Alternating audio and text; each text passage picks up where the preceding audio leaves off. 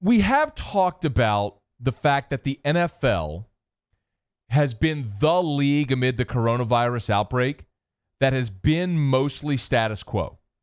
They continued with the league year. They've continued with free agency. All of the things that go on, not on field, but all of the other things that go along with free agency and the NFL and the NFL calendar have started. The league year started on time. We know all free agent rosters, everything's happened. I mean, in large part, ESPN has become basically the NFL network. I mean, that's what everybody's doing because it's the most current news out there. And you've had some major storylines like Tom Brady changing teams, Cam Newton cut by Carolina, Jameis Winston obviously out at Tampa. A lot of stories like that. Jadeveon Clowney still unavailable because he hasn't been able to pass a physical anywhere because nobody's taken physicals.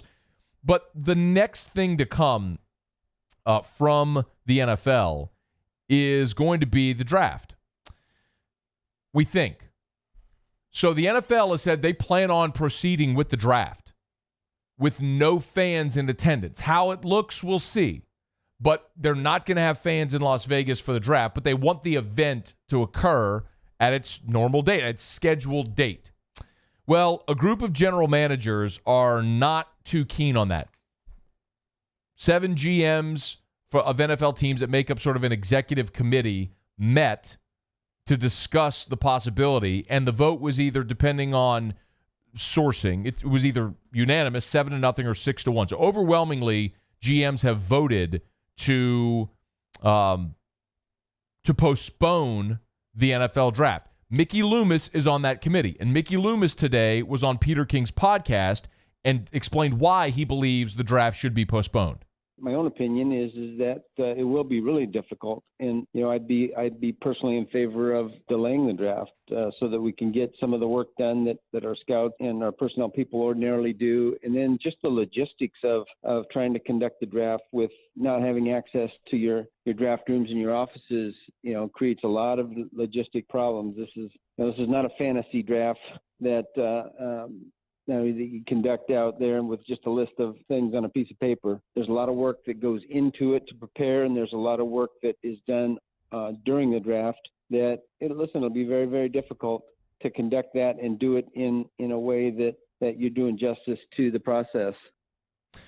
That it's not a fantasy draft quote is the one that's making the rounds nationally today on all the platforms from Mickie Loomis on the Peter King podcast. One more from Loomis, though. This is him talking about the impact of not being able to meet and visit with these prospects in advance of the draft. To varying degrees, that exists throughout the draft. That there's a large part of the information gathering process hasn't happened yet, and a lot of that gets done in the months of March and early part of April, and obviously we haven't been able to do that. It doesn't make it impossible, and yet it makes it much more of a gamble, I guess, much riskier than it would be ordinarily. That's just the simple way to say it. Doesn't make it impossible, makes it riskier. There is a degree of risk associated with every NFL draft. You accumulate as much information as you possibly can, and then you make the decisions that you think are best based on players. Nobody ever selects a player thinking, this guy's going to suck. This guy's going to be a bust. He's not going to make it. You try to eliminate as many variables as possible and take the guys at positions of need that you have graded the highest, that you think are going to pan out. And even through all of that process, you still have the Bears trading up to select Mitchell Trubisky and passing on both Patrick Mahomes and Deshaun Watson. That's a thing that happened in real life, IRL.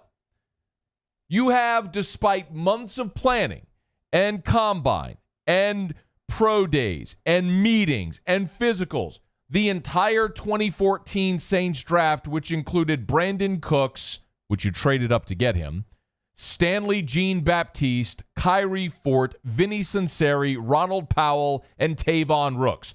All the work, all the resources to come away with a big, fat nothing burger in the draft. Flip side of it is, you have some really, really good drafts, like when the Saints took Sheldon Rankins, Michael Thomas, Von Bell, David Onyemata, and Daniel Lasco, all in the same draft. That went pretty good. Pretty good. But there is a variable degree of success that goes along with every draft. Ultimately, I would say this is a question of, do you trust your scouting department watching game film? The thing Mike Detillier says on the show all the time, the eye in the sky don't lie. Put on the film and see if he can play ball. I don't really care how anybody does in a 3-cone drill. I don't care what they run the 40 in. I don't care what their vertical is. I don't care about any of it. That's how you end up with guys like Vernon Golston being a top 10 pick and bombing with the Jets. He looked like a Marvel comic book character. Couldn't play a lick. I have no doubt at all, by the way. I have no doubt. I'm very sympathetic to what Mickie Loomis is saying in this respect. There is a lack of information. The thing that I say every year around Combine, Pro Day, testing, all this stuff, the single most important thing is the medical check. It is. It's the single most important thing of all of this.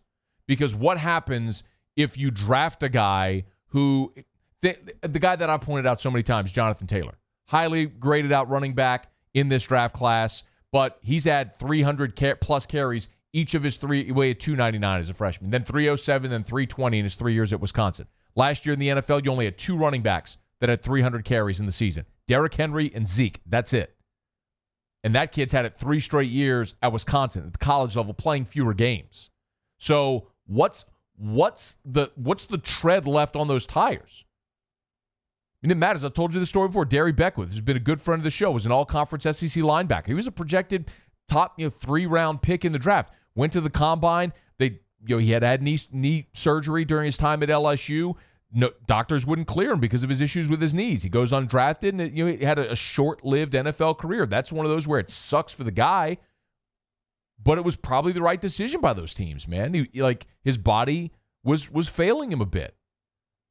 So that's why it's so valuable. So I am sympathetic. You want to get the physicals. You want to have the psych evaluations. You want to be able to put them through workouts to gather as much information as possible.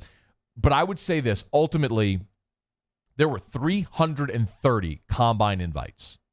330 prospects went to the combine. There are 255 draft picks in this year's draft. That means at least 75 guys who were invited to the combine aren't getting drafted. It's going to be more than that, but at least 75 guys that were invited to the combine ain't getting drafted. The draft can be feasibly held without people in the same room. We know that. Getting your pre-draft work in is tough, no question. But if not having mini camps or OTAs, which it looks like we're not going to have, then the calendar is clear if you want to move back, right? Because a big part in having the draft when you do is because then you have rookie minicamp, and then you have the organized team activities before you go to the mandatory minicamp, and then training camp. Well, if you're not going to have any of those off-season workouts, which it doesn't seem like you're going to have, at least part of them, then you can move the draft back. But if the league wants to stay and maintain that continuity and keep it where it is, say go with it.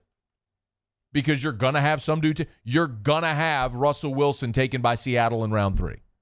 And you're going to have the Bears bombing, taking Mitch Trubisky ahead of both Patrick Mahomes and Deshaun Watson. This is what it's going to be.